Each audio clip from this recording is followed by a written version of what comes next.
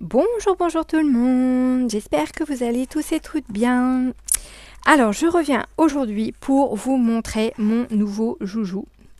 Voilà, donc je l'ai reçu hier, donc je n'ai pas fait de vidéo hier parce que je voulais un petit peu m'amuser avec et puis essayer de l'apprivoiser. Donc c'est une gel presse. Donc pour ceux qui ne connaissent pas, c'est une plaque d'impression en gel. Donc, elle fait 15 par 15. Alors 15,24 cm par 15,24 cm. Voilà. Et voilà. Donc elle est calée entre deux papiers. Voilà. Vous voyez, je sais pas si vous allez bien voir, voilà, c'est comme de la gelée quoi en fait. Hein. Voilà. Et on vient appliquer des petites peintures acryliques ou des encres dessus pour faire des effets sur le papier. Alors, cette petite gel presse, petite, non, pas si petite que ça, donc je l'ai eu au prix de 22 € ici, 50.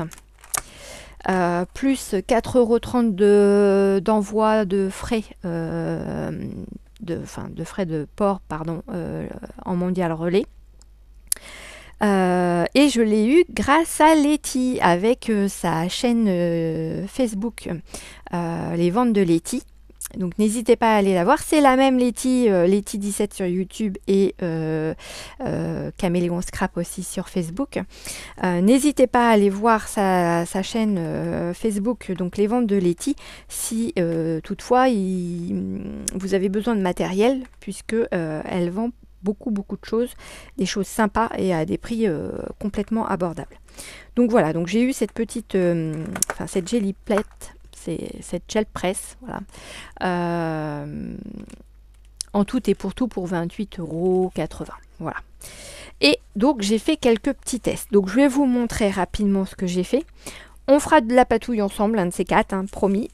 Mais là je voudrais vraiment apprendre à l'apprivoiser un petit peu plus. Donc voilà, donc là ici j'ai des effets avec des couleurs de fond un petit peu différentes et je suis revenue remettre une autre couche par dessus.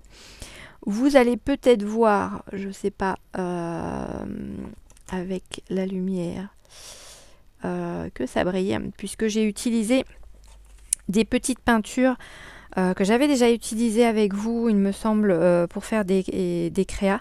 Les petites peintures de chez Action avec des paillettes à l'intérieur. Donc elles sont vraiment chouettes, elles sont pas très foncées, elles sont peps et elles font leur travail. Ensuite, j'ai fait celui-ci. Alors celui-ci avec le papier à bulles qui était à l'intérieur de l'enveloppe bulle de ma gel presse. Voilà, donc je suis venue l'appliquer et puis ça m'a fait un petit fond sympa.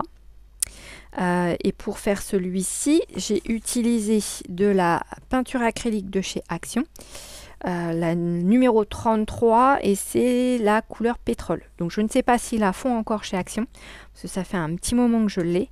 Et la peinture acrylique blanche, hein, de chez Action également. Donc ensuite, voilà, je me suis amusée à faire des petits tamponnages dessus. Donc là, vous allez voir des chiffres. Alors, ils sont à l'envers, forcément, mais ici, j'ai fait juste une impression du papier à bulles directement sur la planche. Donc, ça fait des effets super sympas. Ici, j'avais fait un fond, donc foncé, comme ceci. Et je suis venue réappliquer, en fait, du blanc par-dessus, avec du tamponnage. Je ne sais pas si vous vous souvenez, on avait fait, et ben c'était pour les customisations de cartes de Pocket, enfin pas de Pocket mais de Project Life. J'avais utilisé des pochoirs avec de la pâte à structure pour faire des fleurs et ici pour faire des petits carrés. Enfin, on les voit. Et donc du coup je suis venue mettre un restant de patouille sur cette feuille et je trouve que le résultat est super beau.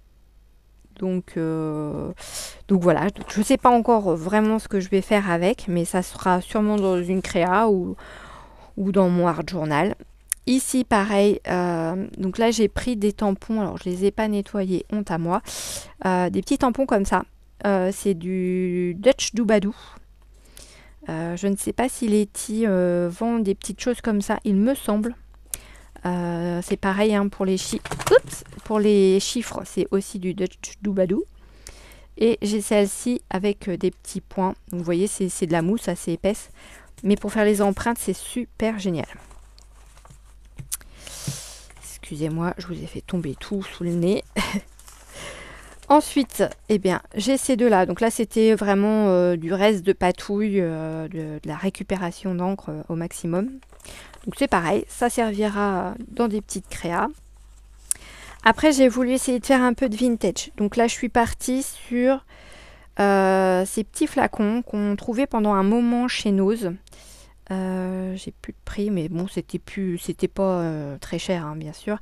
Donc c'était de la PBO, donc que je vous dise pas de bêtises.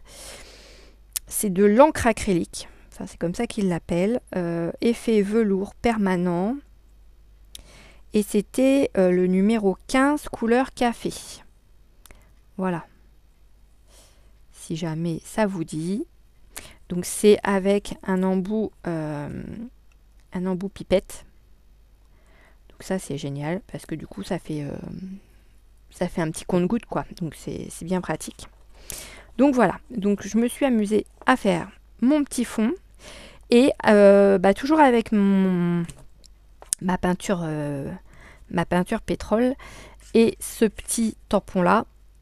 Je suis venue faire mes petites empreintes couleur bleu canard à moitié, la pétrole. Et je trouve ça super beau. Enfin, moi, j'adore. Après, vous me direz en commentaire ce que vous en pensez. C'est vrai qu'après, les goûts et les couleurs, ça ne se discute pas. Donc là, j'ai refait un test. Sauf que le fond était trop foncé pour moi. Donc, je suis venue réappliquer une fine couche de blanc. Et j'ai retamponné à fond les ballons. Donc voilà, là on a quelque chose d'un peu plus clair. Ici, c'était une page Berck, hein, donc je venais étaler à chaque fois mes peintures. Donc vous voyez que ça brille parce qu'il y a du nacre, il y a de la paillette, en veux-tu, en voilà. Donc c'est génial.